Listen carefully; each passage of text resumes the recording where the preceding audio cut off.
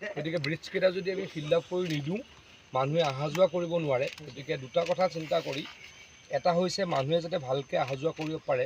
পাথারকান্দিতে নদী ভাঙন এলাকা পরিদর্শন করলেন মন্ত্রী পীযূষ। বৃহস্পতিবার পাথারকান্দির লঙ্গাই নদীর ভাঙন এলাকা পরিদর্শন করলেন রাজ্যের জলসম্পদ তথ্য জনসংযোগ তথা করিমগঞ্জ জেলার অভিভাবক মন্ত্রী পীযূষ হাজারিকা। পূর্বসূচি অনুযায়ী এদিন বিকেলে পাথারকান্দির দক্ষিণ বিলবাড়ি এলাকায় লঙ্গাই নদীর ভাঙনস্থল পরিদর্শন করে তিনি আগামী পক্ষকালের মধ্যেই ভাঙা বাঁধগুলো সংস্কারের আশ্বাস দেন মন্ত্রী। এদিন ঠাসা কর্মসূচি থাকায় একটিমাত্র ভাঙনস্থল পরিদর্শন করেন মন্ত্রী। এতে তিনি বন্যায় এই ক্ষতিগ্রস্তদের সরকারের তরফ থেকে পর্যাপ্ত পরিমাণে ত্রাণ সামগ্রী বন্টনের জন্য জেলা প্রশাসনকে কড়া নির্দেশও দেন।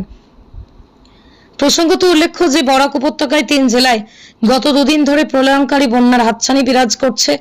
অবিরাম বর্ষণে পার্শ্ববর্তী রাজ্য মিজোরাম থেকে আগত জলে বৃহত্তর বরাক উপত্যকায় লঙ্গাই, কুশিয়ার এবং বরাক নদী ফুলে ফেঁপে উঠেছে। বন্যার জলে তলিয়ে গেছে অনেক ঘরবাড়ি, গৃহপালিত পশু সহ ফসল আদি। সরকার প্রকৃতির এই বিধ্বংসী গ্রাস থেকে বানবাসীদের উদ্ধারের যাবতীয় পদক্ষেপ গ্রহণ বলে আশ্বাস দেন মন্ত্রী।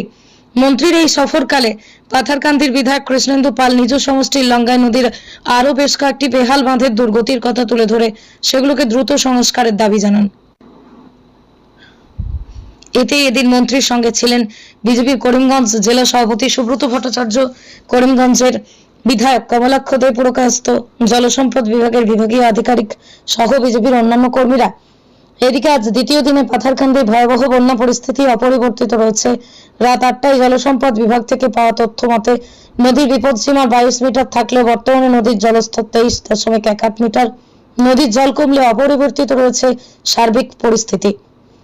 শহরের থানা, ডাকবাংলো, ডাকঘর, পূর্ত বিভাগের কার্যালয়, সাব রেজিস্ট্রার কার্যালয়, জিপি কার্যালয়, বিভিন্ন সরকারি কার্যালয় সহ বেশ কিছু শিক্ষা প্রতিষ্ঠান জলের তলায় রয়েছে।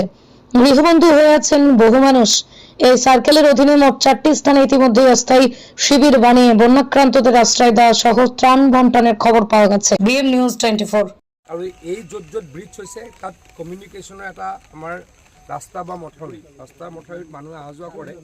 গতিকে ব্ৰিজকেইটা যদি আমি ফিল আপ কৰি নিদিওঁ মানুহে অহা যোৱা কৰিব নোৱাৰে। গতিকে দুটা কথা চিন্তা কৰি এটা হৈছে মানুহে যাতে ভালকৈ অহা যোৱা কৰিব পাৰে, কমিউনিকেশ্যন যাতে ব্যাহত নহয়।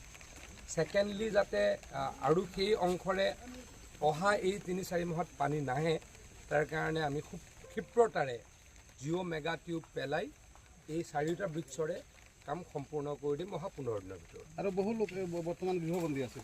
চাওক, প্ৰকৃতিৰ কথাটো সকলোৱে জানি মিজোৰামত অভাৱনীয়ভাৱে বৰষুণ বা ডিমা হাজোৰত অভাৱনীয়ভাৱে বৰষুণ হোৱাৰ কাৰণে গোটেই পানী আমাৰ কৰিমগঞ্জ আৰু বৰাক বুলি মানে কৰিমগঞ্জ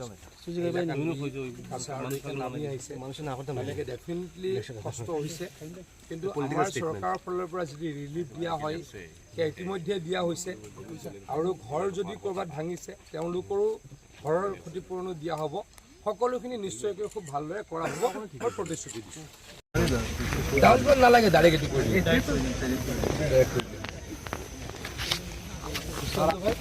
জলদি জলদি এইটো কামটো কৰি দিব। ঠিক আছে। আৰু এই যে বেংকটো না পুৰা বেংকটো মানে একদম বেয়া কণ্ডিশ্যন।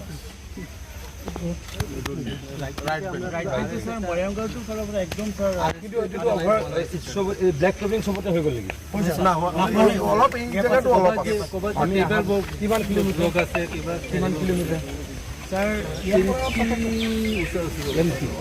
আমি ফিউচাৰ এইটো ৱাইডেনিং কৰিব লাগিব।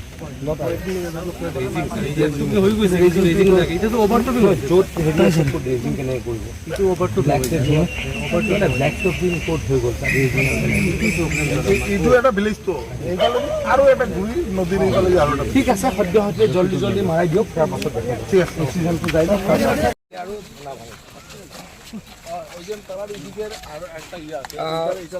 চিফ ইঞ্জিনিয়াৰ ডাঙৰীয়া, এই মথাউৰিটো আমি অহা বছৰ ৱাইডেনিং কৰিম। প্ৰভাইডেড আৱাৰ ফাণ্ড ৱাইডেনিং। আমাৰ যে বাজাৰত চাপাদাৰ পাৰা